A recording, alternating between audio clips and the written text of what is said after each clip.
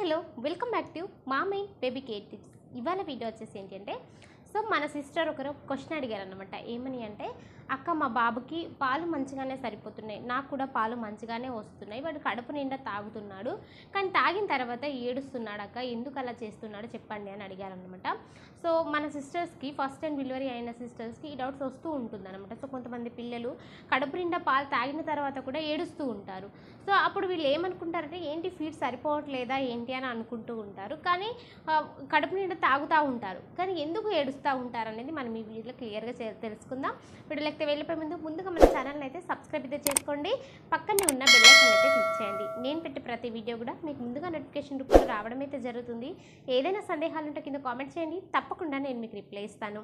ఇక వీడియోలోకి అయితే, పిల్లలకి పాలు సరిపోయినా కూడా ఏడుస్తూ ఉంటారనమాట కొంతమంది పిల్లలు. మన సిస్టర్ని నేను అడిగాను అన్నమాట, ఏమని అంటే, సో మేబీ పాలు సరిపోవట్లేదేమో నాన్న, ఒకసారి చూడండి బేబీ ఫీడింగ్ అనేది ఎలా తీసుకుంటుంది, అలాగే మీకు కూడా ఫీడ్ ఇచ్చిన తర్వాత మీ బ్రెస్ట్ ఎలా ఉన్నాయో చూసుకోండి అన్నాను. ఏమనిందంటే, లేదక్క బాబు పాలు తాగేటప్పుడు మీరు చెప్పినట్టు గుట్టుకు అనే తాగుతున్నాడక్క, సో ఫీడ్ చేసిన తర్వాత కూడా నా బ్రెస్ట్లో ఏమీ అంత ఖాళీగా అనిపించడం లేదు, హెవీగానే అనిపిస్తున్నాయి అక్క, నాకు కడుపు నిండా పాలు తాగినట్టేగానే అనిపిస్తుంది, కానీ ఏడుస్తున్నాడు అని అన్నారన్నమాట. సో ఎందుకు ఏడుస్తారు పిల్లలు అలా అంటే, ఫస్ట్ ఒక విషయం గుర్తుపెట్టుకోండి. సో పిల్లల సంరక్షణ అనేది అంతా చిన్న విషయం ఏం కాదు. సో అందుకే మదర్ని దేవుడితో పోల్చింది. ఎందుకంటే ప్రతిదీ మనం ఓపికతో చూసుకోవాలి పిల్లల్ని, అండ్ ప్రతిదీ కూడా వాళ్ళు ఎందుకు ఏడుస్తున్నారు అనేది అర్థం చేసుకుంటూ ఉండాలి.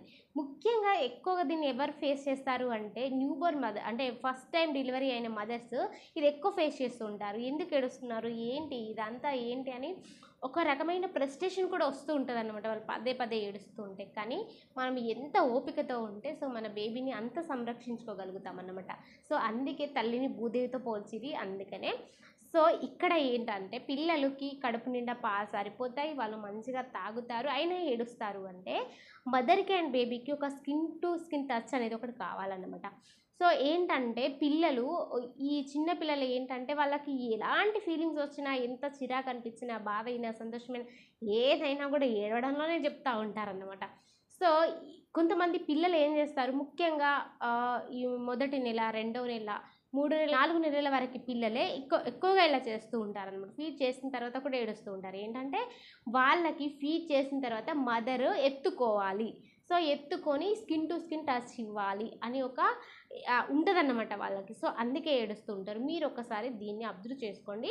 సో బేబీ ఫీడ్ చేసిన తర్వాత, అంటే మీకు కడుపు నిండా పాలు సరిపోతున్నాయి బేబీకి, మీకు కూడా అనిపిస్తుంది బేబీ ఫీడ్ సరిపోతున్నాయి అనేసి.